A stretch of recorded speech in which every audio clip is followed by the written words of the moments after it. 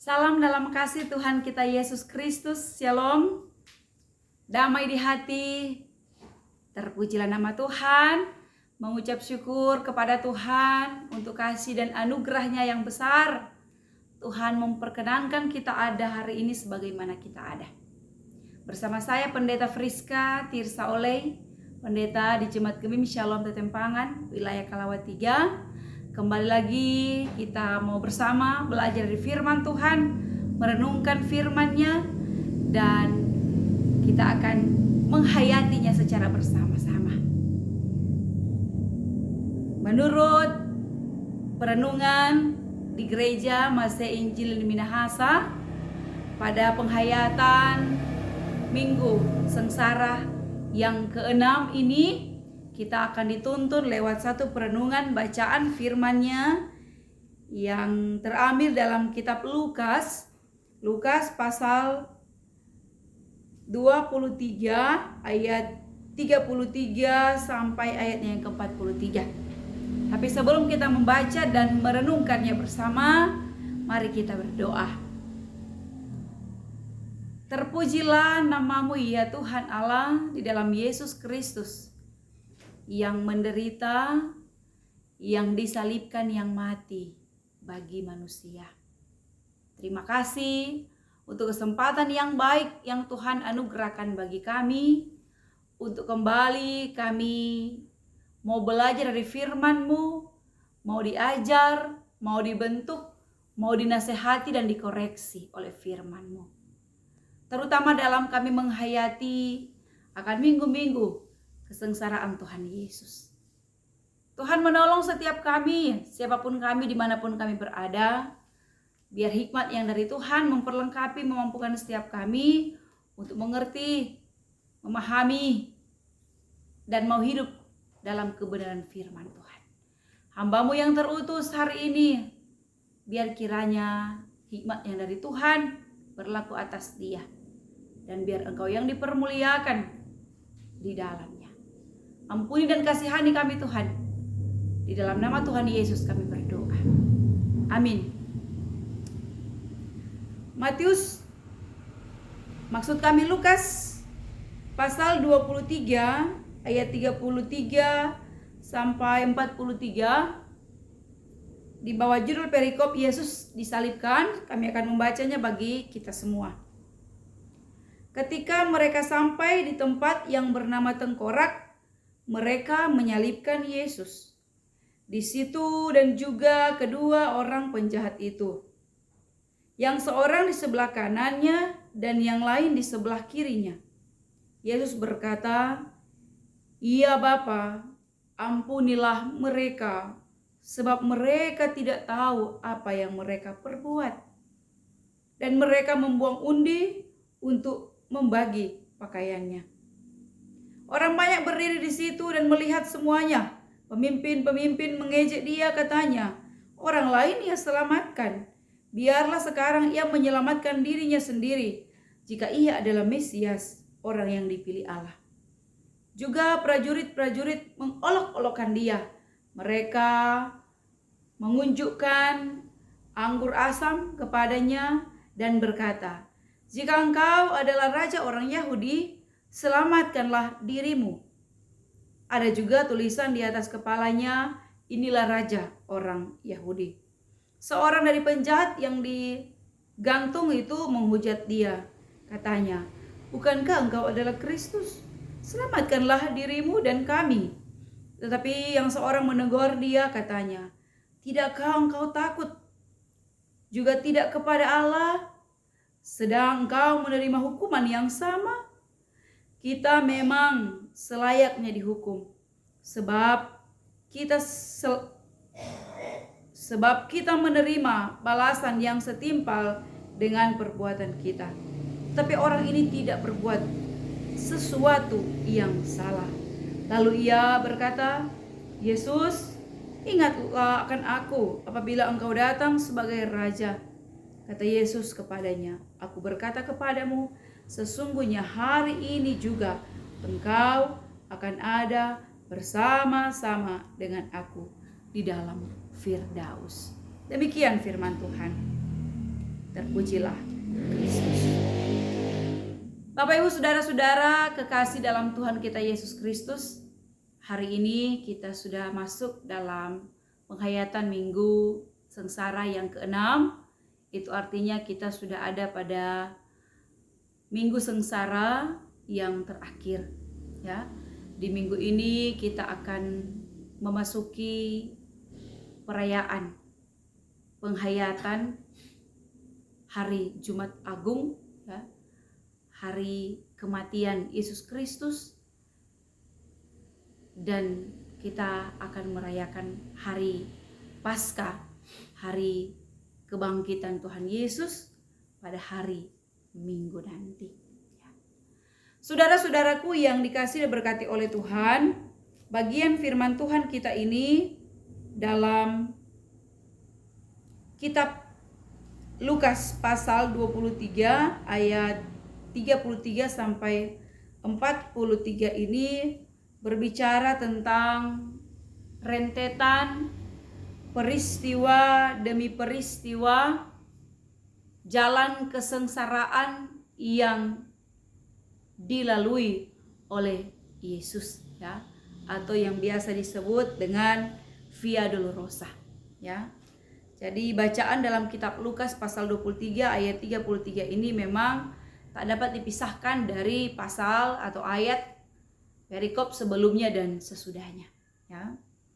Jadi di sini bercerita tentang proses di mana Yesus dibawa untuk disalibkan, ya.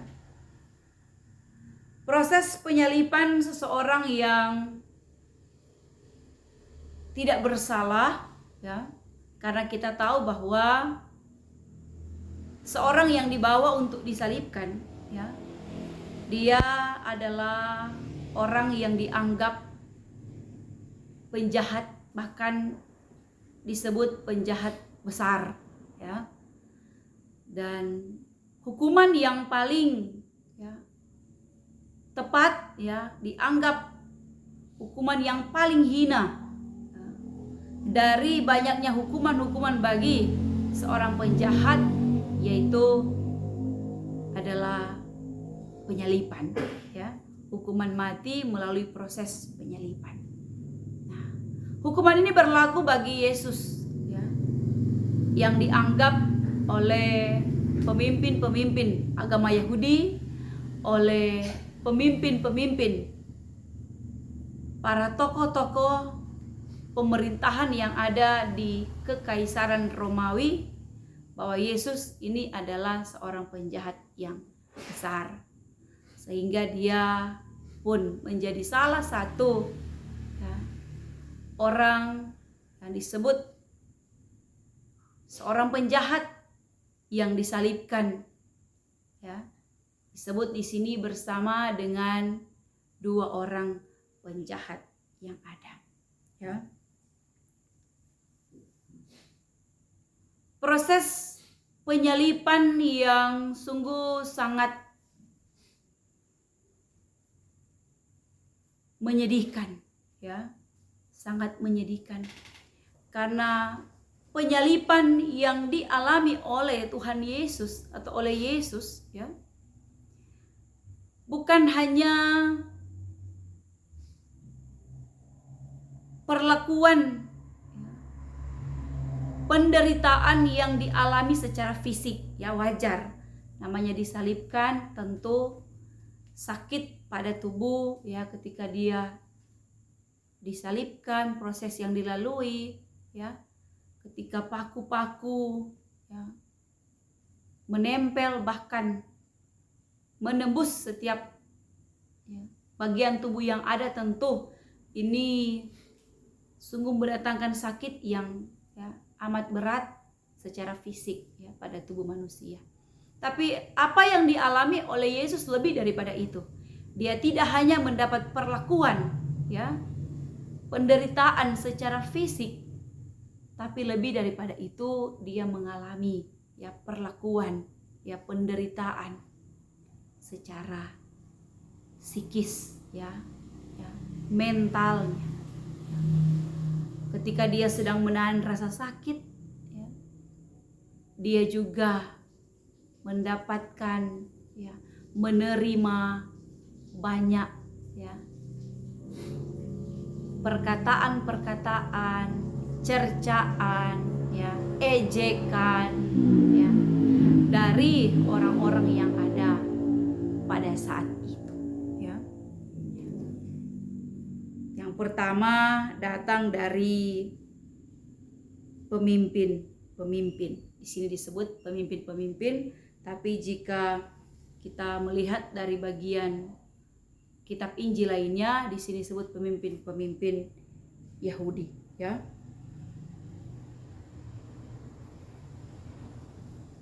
Ada juga dari prajurit-prajurit, ya. Ada juga dari orang banyak, ya. Orang-orang banyak yang mengikuti peristiwa penyaliban ini, ya. Karena memang proses penyaliban ini ya dilakukan di tempat yang terbuka, sehingga ya ini dengan sengaja untuk mempertontonkan, untuk mempermalukan Yesus atau orang yang dianggap berbuat salah ini, ya. Di sini dimulai dari ayat 35, orang banyak, ya, melihat, ya, mengejek. Yesus betul-betul tidak mendapat pertolongan sama sekali. Dia menjadi bahan olok-olokan semua orang, ya. Itulah yang saya sampaikan tadi. Kalau kata manusia, ya, lebih baik sakit fisik daripada sakit ya, psikis, ya. Bebannya lebih berat, dan ini sedang dialami oleh Yesus. Masih dalam ayat 35, di sini pemimpin-pemimpin Yahudi mengejek dia, ya, mengolok-olokkan dia dengan mengatakan, orang lain ia selamatkan, biarlah sekarang ia menyelamatkan dirinya sendiri jika ia adalah Mesias, orang yang dipilih Allah, ya. Sebuah ejekan yang keras sebenarnya, ya, disampaikan oleh pemimpin-pemimpin agama Yahudi ini. Mesias, ya, atau yang disebut orang yang diurapi Allah, sesungguhnya yang dinanti-nantikan oleh orang-orang Yahudi, ya, yang dianggap akan datang, ya, seorang yang hebat, kuat, ya, seorang yang memiliki kekuasaan melampaui kekuasaan yang berlaku pada saat itu, ya. Tapi sayangnya Mesias yang sesungguhnya sudah datang dalam diri Yesus, mereka tidak percaya, ya, karena mereka menganggap bahwa Yesus biasa-biasa saja.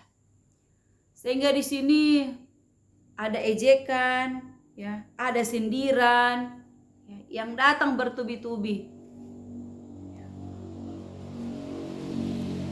Dalam ayat 36, oleh prajurit-prajurit, ya, mereka datang dengan membawa anggur asam, ya.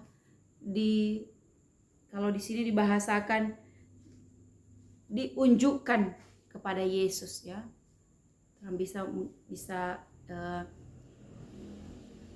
katakan mungkin disiramkan, atau di dalam bahasa kita, ya, diremas atau diusapkan pada bagian tubuh Yesus mulai dari kepala. Anggur asam ini sebenarnya memiliki manfaat yang baik untuk memberi, ya, pengobatan bagi luka, ya, atau diminum untuk kebiasaan orang Yahudi.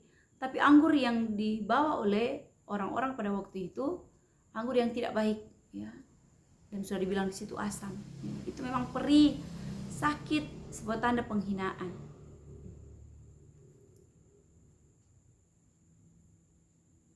Dengan kata-kata lagi di sana, jika engkau adalah raja orang Yahudi, selamatkanlah dirimu, ya. Bahasa-bahasa yang disampaikan oleh orang-orang yang ada pada waktu itu sungguh memang ya, sangat-sangat berlebihan. Ya. Sudah disiksa, ya, dipukuli, dicambuk, ya, diperlakukan lagi dengan sangat-sangat, ya, tidak terhormat, ya, tidak layak. Sehingga bagi manusia perbuatan mereka ini sudah sangat keterlaluan. Tapi Yesus, sekalipun demikian diperlakukan bagi dia, dia tidak membalas. Sekalipun dia mampu melakukannya. Itu yang luar biasa dalam proses penyaliban ini. Justru dengan perlakuan-perlakuan yang disampaikan, yang diperlakukan, ya, oleh mereka yang ada pada waktu itu, ya, Yesus justru tampil dengan sungguh, ya, luar biasa. Dia berdoa, dia memohon pengampunan bagi mereka, ya, luar biasa. Di dalam doanya dia berkata, "Iya Bapa, ampunilah mereka sebab mereka tidak tahu apa yang mereka perbuat." Melepas pengampunan, ya, bagi orang yang sudah menyakiti kita lahir batin ini bukan satu hal yang mudah. Ya. Kita saja hanya terluka kecil, disakiti hal-hal yang kecil, kita sulit sekali mengampuni, bahkan sampai mengeluarkan kata-kata, sampai mati pun tiada maaf bagimu. Ya. Teladan Yesus ini sungguh sangat sempurna. Ya. Di saat yang seperti ini pun dia mau, dia masih, ya, melakukan, ya, hal yang baik, ya, dengan tidak membalas kejahatan dengan kejahatan. Ya. Bapak Ibu Saudara-saudara, ada banyak hal, ya, yang tentu dapat kita renungkan, kita pelajari dalam bagian bacaan ini, ya. Terutama dalam perenungan tema tersalib, ya, disalibkan sekalipun tidak bersalah, ya. Apa maksud daripada tema ini? Salib artinya penderitaan, kita sebut-sebut dengan sebutan penderitaan. Dan biasanya yang disalibkan ini hanyalah orang-orang yang bersalah, bukan orang yang tidak bersalah. Tapi kenapa orang yang tidak bersalah dapat, ya, disalibkan? Penderitaan, yang dialami oleh Yesus atau salib yang dipikul oleh Yesus adalah salib yang datangnya dari Allah, ya. Bukan karena kesalahan Yesus, bukan karena ulah Yesus sehingga dia disalibkan. Kadang juga kita manusia ada dalam posisi yang seperti ini. Artinya begini, kita ada dalam satu kondisi penderitaan, persoalan yang orang sebut salib. Ya, ini salib yang saya pikul. Ada yang disebabkan, ya, atau ada yang dipengaruhi, atau salib penderitaan itu diizinkan oleh Tuhan kita alami, ya. Artinya bahwa kita tidak melakukan kesalahan apapun, ya. Kita melakukan semua yang baik, kita tidak menyakiti orang lain, kita hidup taat di hadapan Tuhan, hidup benar, tetapi penderitaan itu tak dapat dielakkan. Ya. Itulah yang disebut tersalib sekalipun tidak bersalah. Salib yang dipikul oleh Yesus tak dapat dielakkan, ya, tak dapat dihindari, sekalipun dia benar. Ya. Karena juga Tuhan mengizinkan kita ada dalam posisi yang seperti Yesus alami, sekalipun tidak seberat yang dialami oleh Yesus. Dia mengizinkan kita memikul salib. Dia mengizinkan kita ada dalam penderitaan, kesusahan, persoalan, dan lain sebagainya. Itu bukan karena kita ya salah, itu bukan karena dia sedang menghukum kita, tidak. Seperti kata Roma pasal 8 ayat 28. Kita tahu sekarang bahwa Allah turut bekerja dalam segala sesuatu untuk mendatangkan kebaikan bagi orang-orang yang mengasihi dan seterusnya. Artinya bahwa Tuhan sedang merancangkan sesuatu yang baik untuk saya dan saudara-saudara ketika kesusahan, penderitaan Tuhan izinkan kita alami. Karena itu bersyukurlah jika kita dipilih oleh Tuhan untuk memikul salib itu. Berbahagialah kalau kita diizinkan Tuhan untuk ada dalam situasi kesusahan dan penderitaan. Karena dia mau kita naik level, karena dia mau kita menikmati berkat-berkatnya. Karena ada yang bilang tidak ada mahkota tanpa salib. Sehingga suatu kesenangan harus dilalui oleh penderitaan. Itulah Yesus. Tapi ada juga ya penderitaan yang disebabkan oleh kesalahan. Ya, artinya sudah tahu itu salah tapi sengaja melakukannya. Nah, dan ada risiko di situ. Ya. Kalau itu yang disebut tersalib karena memang bersalah. Ya. Menderita, dihukum karena ulah sendiri. Nah, ada yang juga seperti itu. Ya. Bagus kalau dia sadar. Yang bahayanya kalau tidak sadar, ya toh, sudah melakukan apa yang salah, dihukum, menderita, datang lagi kepada Tuhan, Tuhan kenapa Tuhan menguji saya seperti ini? Padahal perbuatan sengaja ya dilakukan, ya, dengan sadar dilakukan. Nah, jika kita ada di posisi ini ya, orang belajar dari ya, kedua penjahat ini. Artinya kita bukan belajar untuk menjadi penjahat, tidak. Ya. Tapi kalau kita menderita karena Tuhan mengizinkan hal itu teralami, ternikmati, kita ya belajar dari Yesus. Sabar, ya. Tetap jalani itu. Ya. Kalau Tuhan izinkan sesuatu pencobaan dialami, ya, seperti kata Rasul Paulus, bahwa pencobaan-pencobaan yang kamu alami itu adalah pencobaan-pencobaan biasa yang tidak melampaui kekuatan. Ya. Karena itu segala perkara dapat kutanggung dalam Dia yang memberikan kepadaku kekuatan. Artinya bahwa jalani, ya, percaya saja Tuhan pasti mampukan lewati. Ya, sabar menanggung penderitaan, ya seperti Yesus.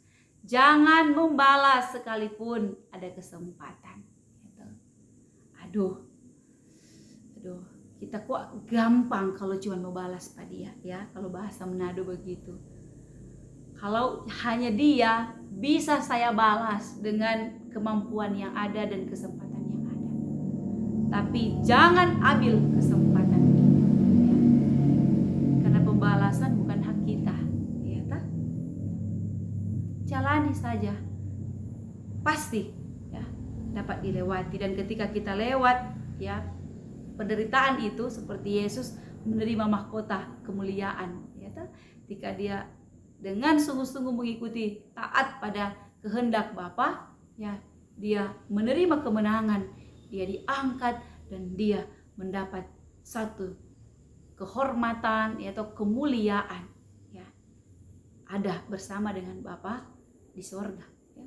Kita juga demikian, ketika kita sabar menanggung akan penderitaan itu, kita akan juga memperoleh mahkota kemenangan, kemuliaan kita ya.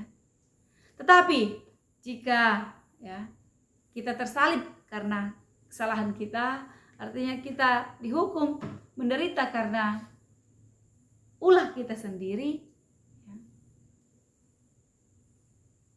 Bertobatlah ya, seperti penjahat yang kedua. Ini penjahat yang pertama, so tahu le so baking salah, masih sempat le mengejek ya toh Tuhan Yesus bersama ya. Ada di ayat 39 dia mengatakan, bukankah engkau adalah Kristus? Selamatkanlah dirimu dan kami ya. Ada sebut Kristus, tapi penyebutan itu suatu penghinaan, satu sindiran. Jika kita melakukan kesalahan dan kita dihukum ya, sadar dan bertobatlah. Seperti kalau kitab Lukas ini menceritakan penjahat yang kedua ya, dia menyadari kesalahannya sehingga dia mengatakan dengan menegur temannya yang tadi, tidakkah engkau takut juga tidak kepada Allah, sedang engkau menerima hukuman yang sama. Dia sadar bahwa dia dalam hukuman ya. Kita memang selayaknya dihukum sebab kita menerima balasan yang setimpal dengan perbuatan kita. Tetapi orang ini tidak berbuat salah ya.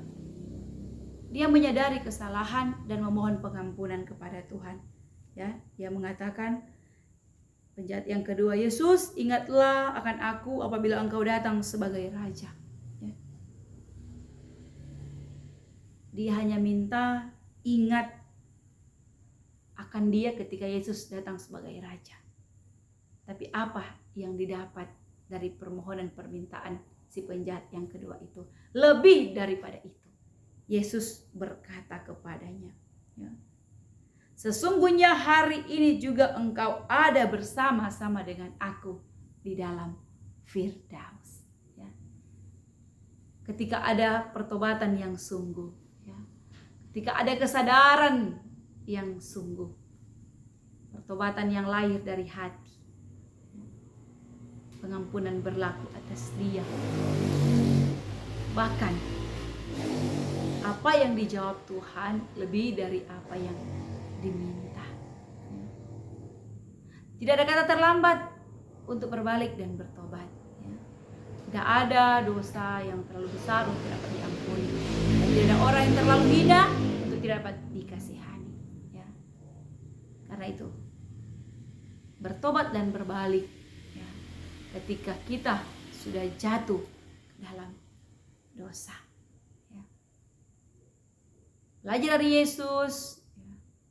Jangan hindari penderitaan ya, pencobaan yang mendatangkan kebaikan kepadamu. Karena tidak ada alasan lain Tuhan mengizinkan salib itu dipikul kalau bukan untuk satu kebaikan, satu berkat ya, dalam hidup orang-orang yang dipilih dan dikasihaninya. Selamat menghayati Minggu Sengsara yang ke-6. Selamat memasuki hari Jumat Agung. Tuhan Yesus memberkati kita. Amin.